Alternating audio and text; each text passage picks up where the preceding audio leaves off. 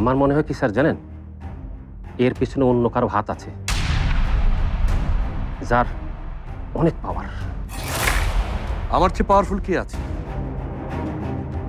একজনই তো ছিল, ওসমান। ওকে তো আমি মাটিতে টেনে নামিয়ে নিয়ে এসেছি। এই মহিলাকে দেখছেন এই এলাকায়? না, দেখি নাই। শালাই কোন খুপে যে ঢুকলো মুরগিটা। প্লিজ ওই বিষয়টা পারমিতার কাছেই জেনে নেবেন। যত ডিজাস্টার সবকিছুর মূলে ওই পারমিতাই। এনিওয়ে, আপনি কি যেন বলতে এসেছিলেন আমাকে? অফকোর্স, তার আগে আমি কেন আপনাকে জেল থেকে ছাড়িয়েছি সে প্রশ্নটা কি একবার আপনার মনে আসেনি? তার চেয়েও যেই প্রশ্নটা আমার মাথায় বারবার এসছে সেটা হচ্ছে, আপনি কে? কে, কেন, এই প্রশ্ন দুটোই খুব কাছাকাছি। একটা জানলেই আরেকটা খুব সহজে জেনে যাওয়া যাবে। আপনি কে সেটা আমাকে আগে বলবেন, এমনটাই আশা করছি।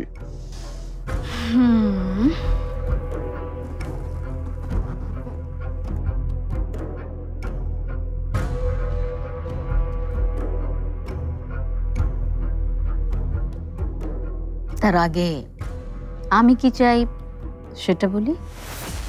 কি চাই আপনার? টাকা? গলা পর্যন্ত ঋণে জর্জরিত একজনের কাছে টাকা চাওয়া একটা বোকামি ছাড়া আর কিছু না। এটা মনে হয় গাধাও বুঝতে পারবে, তাই না? তাহলে ইনফরমেশন চাই, তথ্য। ইনফরমেশন? তো কিসের ইনফরমেশন? রহমান তো আপনার বন্ধু and business partner, right? Please এই টপিকটা বাদ দিয়ে অন্য কিছু বলার থাকলে বলুন প্লিজ। আপনাকে এখন থেকে প্রতিদিন রহমানের সাথে ওঠা বসা চলা সব করতে হবে, মিস্টার ওসমান আলী খান। ইম্পসিবল। আমি রহমানের মুখটাও দেখতে চাই না। রহমানের মুখ দেখতে না চাইলে আপনার যে জেলের মুখ দেখতে চাবেন। আশা করি গত কয়েকদিন জেলের ভেতরে থাকার যে অভিজ্ঞতা, সেখানে আপনি আর যেতে চাইবেন না, তাই না?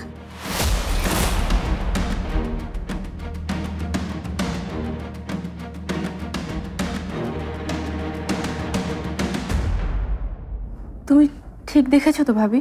মানে যা বলছো বুঝে শুনে বলছো তো? নাদিয়া আন্টি সত্যি বলছি পারিপা, কসম কেটে বলছি, আমি নিজ চোখে দেখেছি। কিন্তু তুমি জানো না, প্রথম দিন থেকেই মামাকে একেবারে হাত করে ফেলেছে। এমন একটা ভাব যেন এটা ওনার নিজের বাড়ি, কোথায় কোথায় দাপট দেখায়। আমার জীবনটা তো একেবারে অতিষ্ঠ করে ফেলেছে। বাবাকে তুমি জানাওনি? মামাকে জানিয়ে আর কি হবে? মামা তো ওনাকে চোখ বন্ধ করে বিশ্বাস করে। আমার তো ভয় পল্লবকে নিয়ে। ভাইয়া? ভাইয়ার আবার কি হয়েছে? উনি তো পল্লবকে ওনার কাজে জড়ানোর চেষ্টা করছে। ভাইয়া কি করবে ওনার সাথে?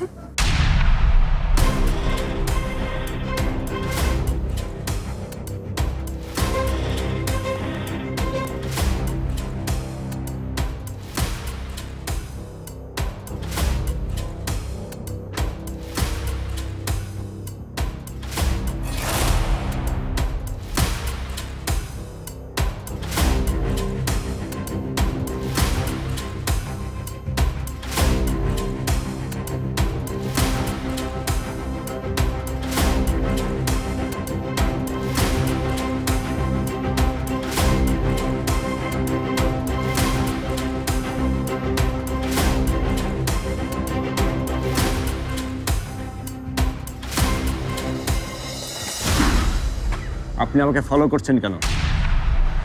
আরে আমি আপনাকে ফলো করবো কেন? আমার কি ফলোয়ার অভাব নাকি? হ্যাঁ? আরে ভাই, আপনাকে তো আমি দেখলাম এই প্রথম, আপনাকে আমি ফলো করতে যাব কেন? তুই আমাকে চায়ের দোকানে দেখলি না? চাপাবাজি, ভালোই ভালোই বল এখানে কি করছিলি, নইলে আরে আরে কি করছেন ভাই?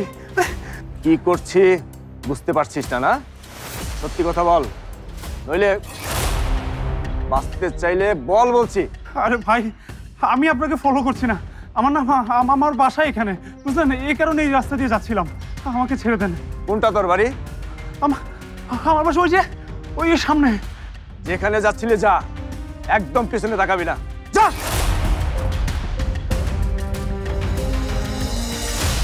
রহমানের মতো বেঈমানের সাথে আমি আর কোনো ইনভলভমেন্টে যেতে চাই না।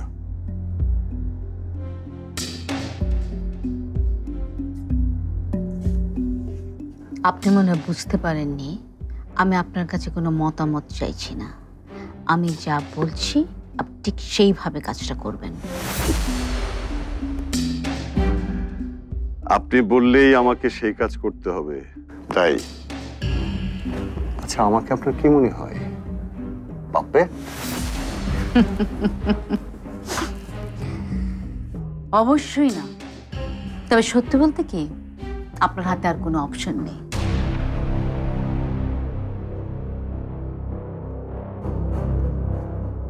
আপনি আসলে কে বলুন তো? পুলিশের লোক?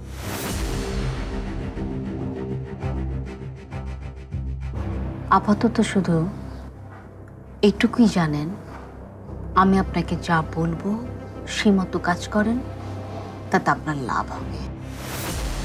হ্যাঁ, আমি আপাতত এটুকু জানি যে আমার জামিন হয়েছে।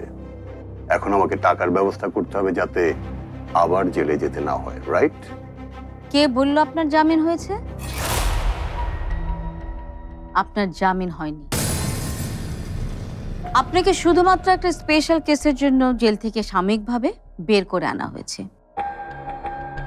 এটাকে আপনি যা ইচ্ছা তাই ভাবতে পারেন, যা খুশি ভাবতে পারেন। শুধু এই জামিনের মতন হাস্যকর কথাটা ভাববেন না প্লিজ। তাহলে ভাববোটা কি? সিক্রেট মিশনও ভাবতে পারেন। Secret mission? রিয়েলি? সরি, আমি আপনার এইসব বোগাস কথায় একদম বিশ্বাস করতে পারছি না। মিস্টার ওসমান, যে আপনাকে জেল থেকে বের করে আনতে পারে, সে চাইলে আপনাকে আবার জেলে ফেরতও পাঠাতে পারে। এটা তো অন্তত ভাবতে পারেন, বিশ্বাস করতে পারেন, আপনার ভালো হবে।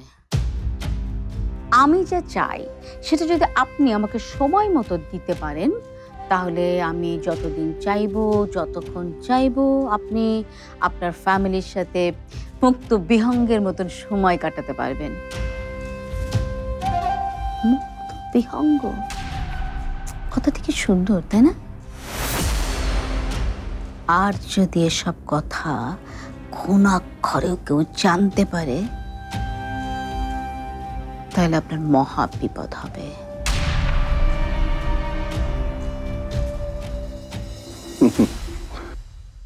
আমি আপনার সব কথা বিশ্বাস করি না।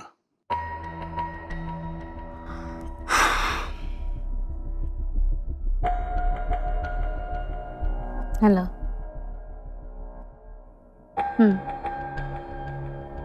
আমার সামনেই আছে। একদমই কোঅপারেট করছে না। কি করবেন ভেবে দেখেন। ওকে।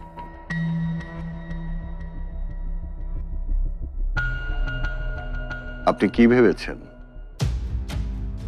যাকে তাকে দিয়ে আপনি নাটক সাজাবেন আর আমি সেটা বিশ্বাস করব? আর সেই ভয়ে আমি আপনার কথায় রাজি হয়ে যাব? উপর মহলে যে আপনার ভালোই লবিং আছে সেটা আমি বুঝতে পেরেছি। তা না হলে কোনো নিয়মের তোয়াক্কা না করে আমাকে জেল থেকে বের করে এনেছেন, এটা সম্ভব ছিল না। কিন্তু তাই বলে আপনি এটা ভাববেন না যে আমি আপনার কেনা গোলামে পরিণত হয়েছি। উপরেরও উপরের মহল আছে, আর সেই সব মহল এই ওসমান আলী খানের কথায় ওঠে বসে। Mind it.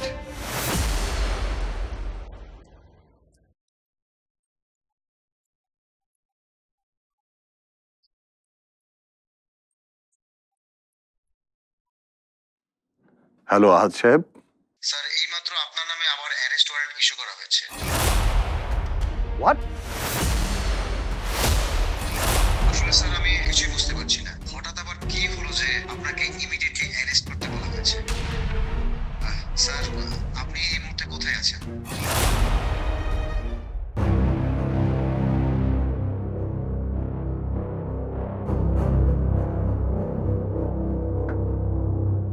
কি করতে হবে আমাকে? তেমন কিছু না, আপাতত আপনার বন্ধু রহমানের সাথে যত মন কষাকষি থাকুক, যাই থাকুক, সব কিছু মিটমাট করে বন্ধুত্বটা একটু ঝালিয়ে নিতে হবে। বাকিটা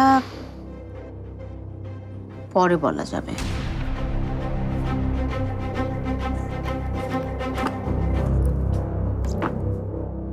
সব জানবেন ধীরে ধীরে।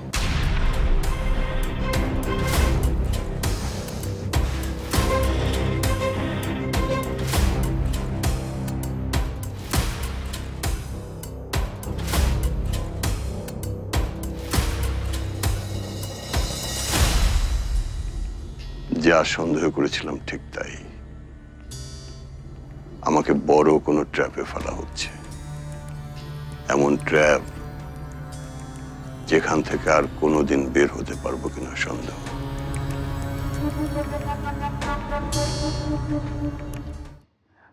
আফজাল সাহেব, আফজাল সাহেব,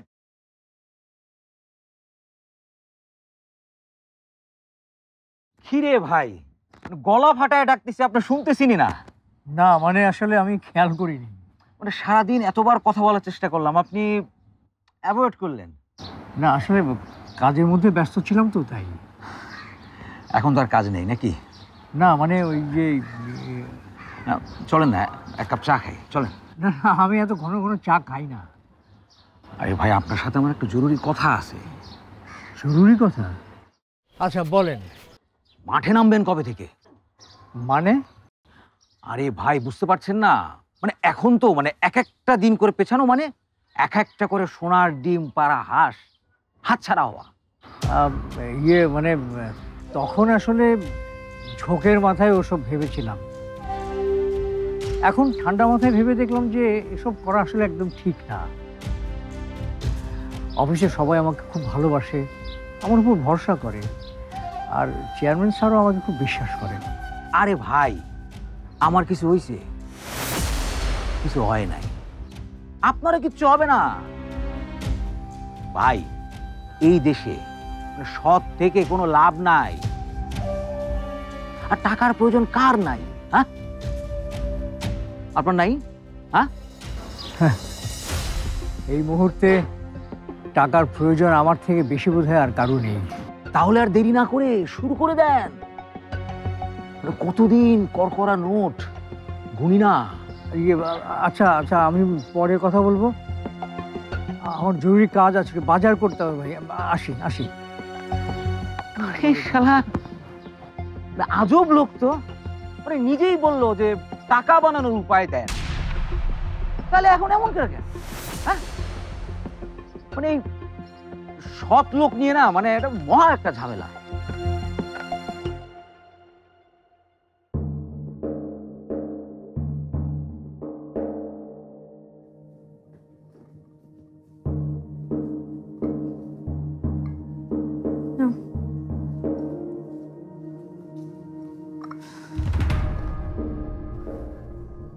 উনি কোনো সাধারণ মহিলা না পারিবা, ছদ্মবেশী ভয়ঙ্কর মহিলা।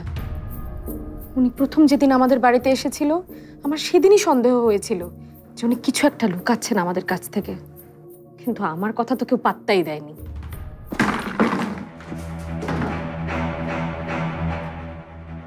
পল্লব, পল্লব, কি হয়েছে তোমার? এমন হাঁপাচ্ছ কেন? মেথি, মেথি, আমি আমার কি হয়েছে ভাইয়া? তুই এমন করছিস কেন?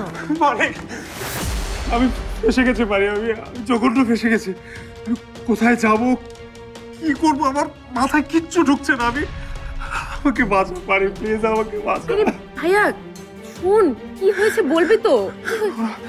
ওরা আমাকে মেরে ফেলবে, আমাকে মেরে ফেলবে ওরা। কারা মেরে ফেলবে? ওই মহিলা?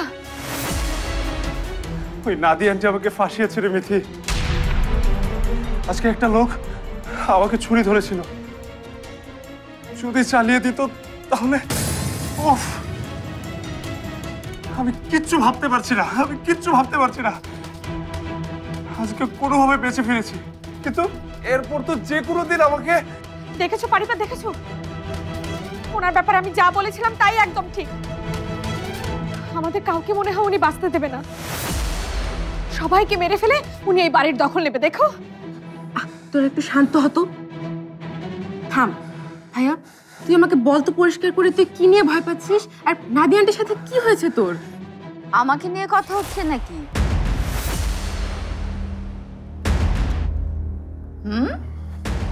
আপনাকে নিয়ে কথা হবে কেন? পারি এসেছে, পারির সাথেই কথা হচ্ছে। কেমন আছো পারমিতা? জি ভালো, আপনার সাথে আমার কিছু কথা আছে। তাই নাকি? তোমার সাথে তো আমার অনেক কথা আছে। আমি তো এইমাত্র তোমার শ্বশুর বাড়ি থেকে আসলাম। কি হলো, শ্বশুর বাড়ি বলে ভুল করলাম নাকি?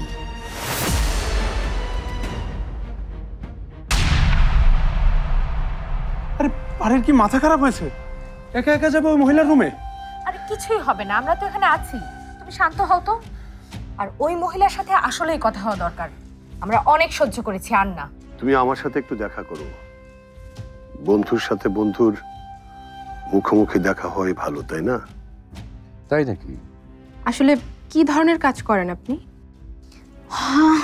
হঠাৎ আমার প্রফেশন নিয়ে তোমার এত আগ্রহ? তা আপনার আসার কারণটা যদি জানিয়ে বাধিত করেন। শেয়ার করতে এসেছি সৌরভ, নিজের ফিলিংস। কারণ আমার জীবনের উপর দিয়ে যে ঝড় গেল তা শুধুমাত্র আপনিই কানেক্ট করতে পারবেন।